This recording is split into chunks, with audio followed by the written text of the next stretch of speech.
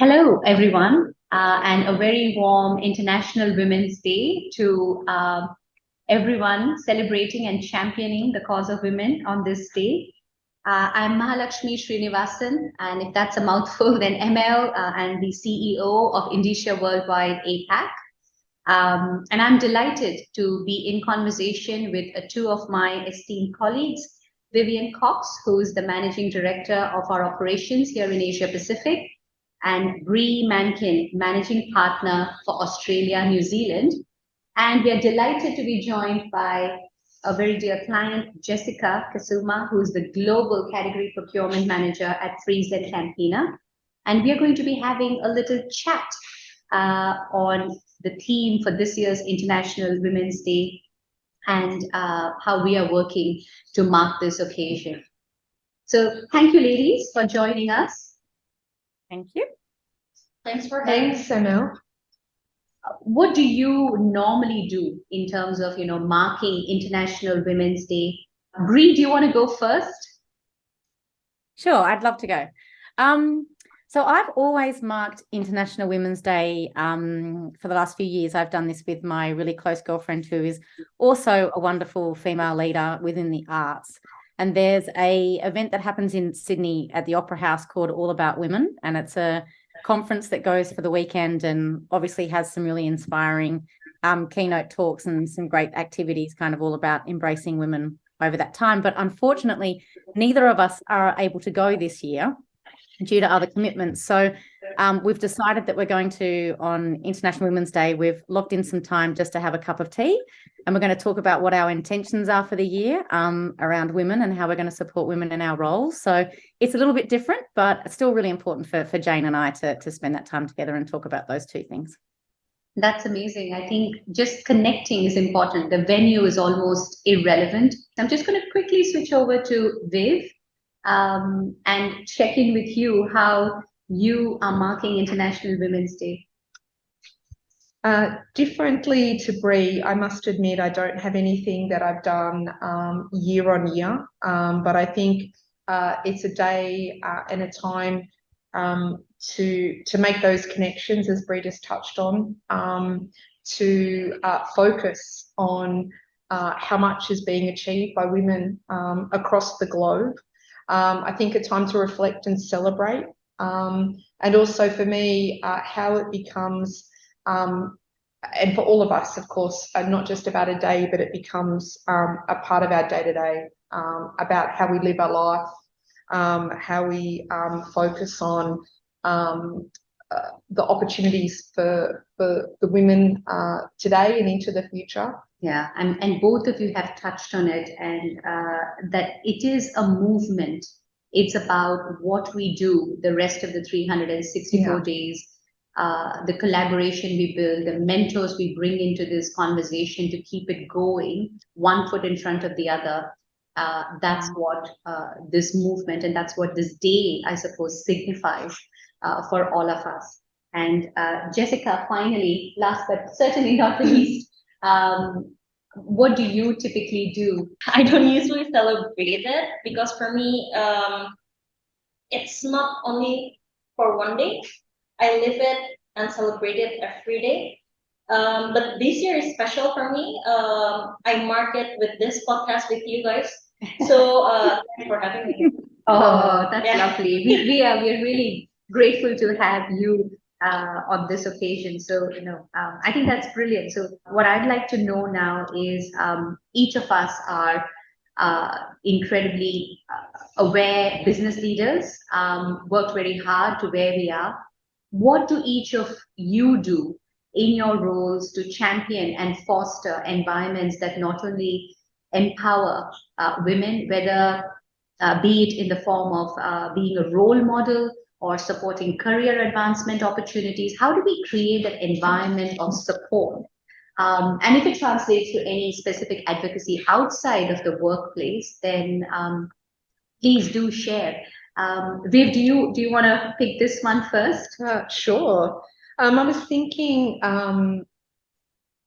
about my leadership style, I think in terms of how I empower the women around me. I feel very blessed to have had such amazing opportunities, to have a really great role working alongside colleagues like Amel, Bree and Jess. But I think about my leadership style. For me, it's how do I make women feel safe and valued? How do I ensure that they feel empowered? How do I also build that team cohesiveness? Because again, I think the power, I do believe, comes from balance, from different perspectives. I think men and women bring they typically bring such a different perspective to problems. So again, I think women can really only flourish again if they feel like they're part of a team, and again, that cohesiveness is there. And also focusing, I think, on what each team member brings. How do you leverage their skills? How do you leverage the expertise that they bring? And again, I think really help them shine and build on that. I think for me, if I may build on that, for me, as simple as being a good friend. So my best friends, most of them, they are married and have kids, right? So sometimes, like you say, so they are a career woman as well. So sometimes with all the work in the office and at home, they just need to be reminded that, hey, you are actually a super human being, because you can do all this stuff, right? I think, for me, as simple as being a good friend, and then just remind them that, hey, it's okay. It's okay, but at the same time that, hey, you have a superpower. That's amazing. And I'm sure, Bree, now we're waiting to hear from you in terms of how do you champion and foster the environment we find ourselves in to encourage women? Very much for me, it is really around, leading by example and communicating, and actually kind of, making them feel and giving the role model to them that it is not about, male or female. It's about the role that you do and what you give back to, whether it's society or whether it's to the team or whether it's to yourself professionally or personally. I've had some really amazing mentors, and female mentors and male mentors in my career to date. And it's actually also, taking things from them and listening to them and allowing some of that information and some of that nurturing and characteristics to kind of take into my leadership, which I find I've been very fortunate and to be able to have some amazing ones that have really allowed me to kind of be the leader that I would like to be, but also to be aware of how you do grow and nurture and develop, female leaders and just your team in an equal way, as opposed to not equal. Personally, on the outside, though, I am quite passionate about this, and I am really fortunate to work and collaborate with a wonderful bunch of ladies called the International Women's Foundation, the IWF. And in there, I've had the opportunity to work closely with them and become a storyteller, speaker, however you like to frame it. But that's working with their emerging leadership program, which is fostering young women in leadership in all different categories. So not just only in our industry, but in a real range and real quite diverse range of industries. We know that there are clearly broad positive societal impacts of having more women in leadership. There is positive impact on a lot of macroeconomic indicators by having more women in leadership generally. And just a little bit, where you touched on it earlier, you talked about the relationship with your mentors. What role do each of you think that male and female mentors have in helping to realize this? So maybe, I don't know, Jessica, if you wanted to kind of build on that and talk about more women in leadership. Yeah, I think for me to have more women in leadership is part of the sustainability, because it opens an opportunity for both gender, not only 50% of the gender, right? Because you can imagine if you are a new graduate, you just start your career in a company, it will be very motivating to have a role model there who looks like you. Yeah. Right? Yeah, so as simple as that. Yeah, no, definitely. Let's quickly move on to Viv and talk about, what do you think about more women in leadership positions? I think I've had a career probably more male mentors than female, which has been interesting. I think Emel is probably the first CEO leader that I've worked under, but I think I've worked with men who have been exceptionally supportive and committed to my development. I think, I don't want to say I'm lucky, because I think that's how it should be. That's how it should be. And I think that they've many of those male leaders were huge contributors to where I've ended up. And again, I think in their own way probably provided even more support to me, more support in terms of making sure that I did receive those equal opportunities, and I did receive that opportunity to thrive and grow and develop. So again, I don't want to say I'm lucky, because I think I'm sure out there are many male leaders, and I know that was one of the question, or male mentors that equally contribute to the growth and development of women in the workforce. I think it's just about finding the right mentor that understands you and can see your strengths and know how to help nurture those strengths and help you again and grow and develop. So no, great points, Jess and Viv. Bree, would you like to build on that? I think the ladies did a wonderful job then. I think to Viv's point around the mentors, and likewise, I've had some really amazing male mentors, and I think in that it's because that they've not seen me as female or male. It's just actually somebody that can do the role. And as simple as that sounds, I think that kind of modeling behavior is also how that's created and I guess built my approach on how I work with my team and within my network. And it is exactly that. It's just that modeling behavior around looking at people around what it is that they're doing within the role, as opposed to whether they're male or female. And interestingly, the next question is about the theme of this year's International Women's Day, which is Embrace Equity. What does this mean to you? Yeah, I think for me, it is just about embracing differences. It's about realizing that everybody is different and everybody does think differently or works differently or behaves differently. And, they bring, different qualities to the role or to the business or to the network. So for me, it is really, when it is about equity, it really is just about embracing the difference and seeing the opportunity in that, not the challenge in that. That's amazing, Viv. I think that equity is coming now from being more open to how we see value, or how do we identify people that you would want to bring into the workplace. And then again, they may not have 100% of the skills that you need, but if they're the right cultural fit and you can see how they would grow inside your organization, how you could nurture and develop them, then you see more and more people giving people an opportunity, and I think that's wonderful. And then again, then how you take them on that journey when they join your organisation is, I think, one of the truly wonderful parts about being a leader.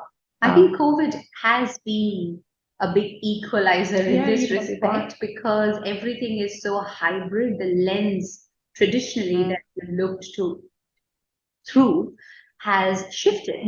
And combine that with the expectations and the attitudinal changes that the Gen Z bring into the workforce. I think it is changing the whole approach and the thinking towards an environment that is more trust-based, an environment that you talked about it, Bree, in your comment about people having different skill sets. So the key question now then is equity and equality. Do all of you agree that equal opportunities are no longer enough?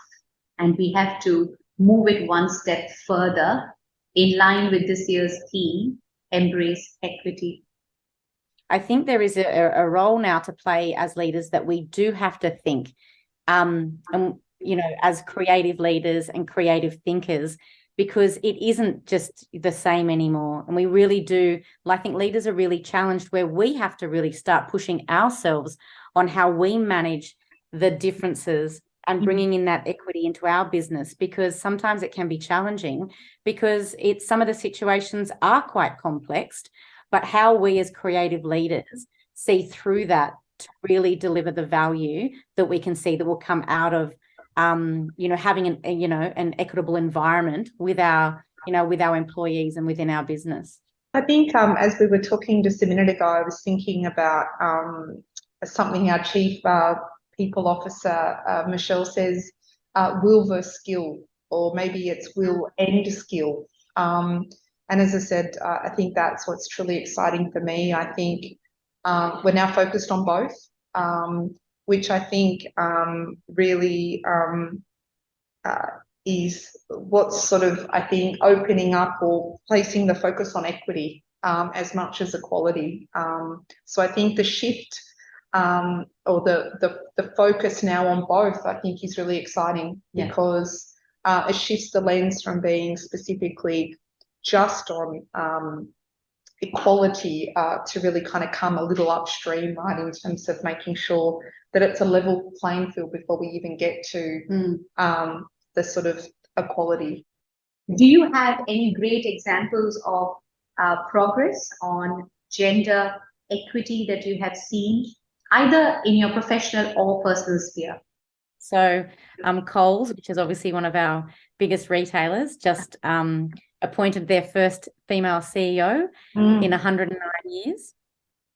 So I think in that's pretty, it's first ever in its lifetime, is something that's really quite inspirational, and I think obviously quite important for such a big business in Australia. But the message that sends not only to the employees of Coles, but also to obviously every supplier, partner, customer that kind of impacts that business. I think it was a good change to see, and a really good reflection of things moving forward.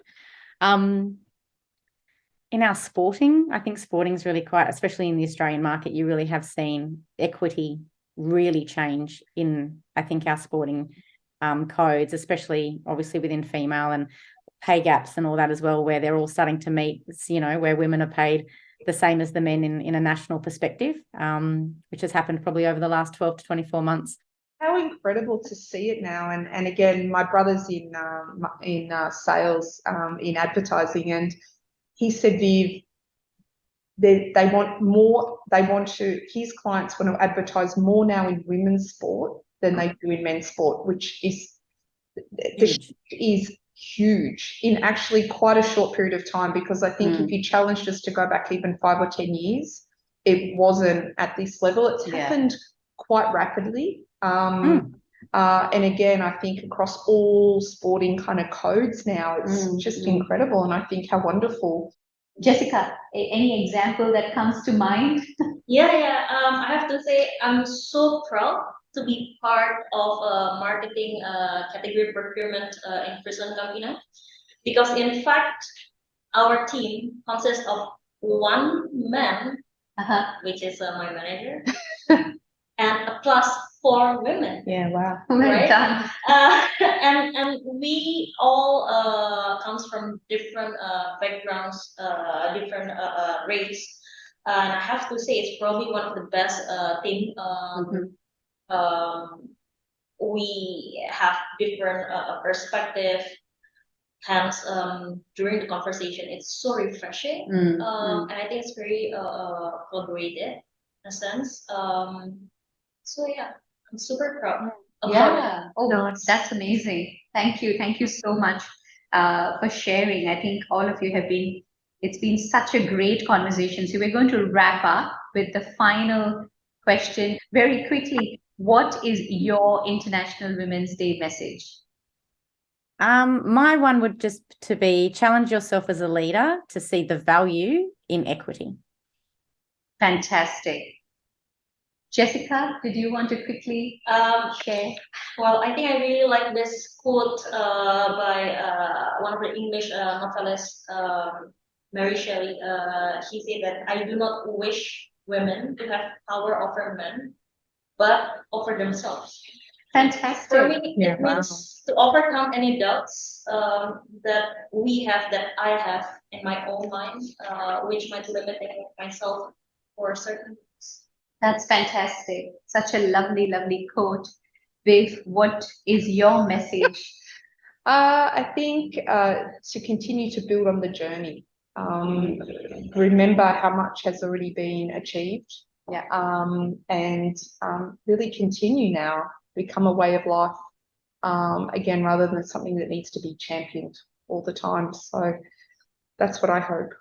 No, fantastic. And I think if I could just share, I think just building on what all of you have said so far, it's really taking a step back and thinking what I'm going to do that would be authentic. You don't have to boil the ocean, but what are the 2 or 3 things that you can activate in your personal and workspace to create an equitable environment, and hopefully be a role model in what you do, because we are what we do, not what we say we are at the end of the day. So embrace equity. Thank you so much, ladies, for taking the time to join us on this discussion on International Women's Day. Really, really great, refreshing, energizing conversation with all 3 of you. Thank you. Thank you. Thank Opportunity. you. And for the audience out there listening in, we'd love to hear your thoughts. So please do connect with us on LinkedIn. And if you'd like to hear more on this topic, also please do share your feedback on our social channels. Thank you.